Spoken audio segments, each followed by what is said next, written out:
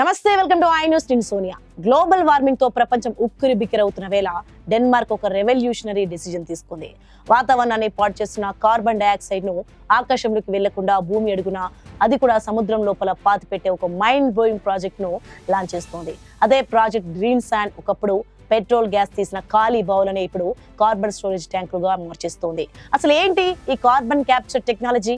సముద్ర గర్భంలో కొన్ని కిలోమీటర్ల లోతున కార్బన్ డైఆక్సైడ్ ను ఎలా భద్రపరుస్తారు? పర్యావరణవేత్తలు దీనిపై ఏమంటున్నారు? ఈ ఇంట్రెస్టింగ్ అప్డేట్ ఇప్పుడు స్పెషల్ స్టోరీలో చూద్దాం. క్లైమేట్ చేంజ్ ను ఎదుర్కోవడానికి డెన్మార్క్ ఒక సరికొత్త రివర్స్ గేర్ టెక్నాలజీని వాడుతోంది.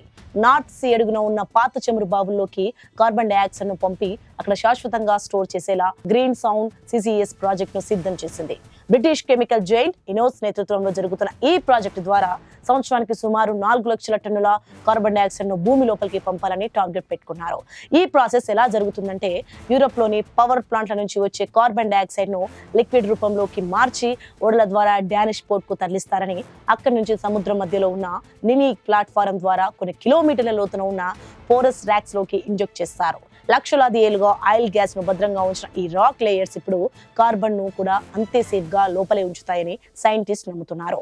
నార్త్ సీ ప్రాంతంలో ఇలాంటి స్టోరేజ్ కెపాసిటీ బిలియన్ల టన్నుల్లో ఉందని నిపుణులు చెబుతున్నారు.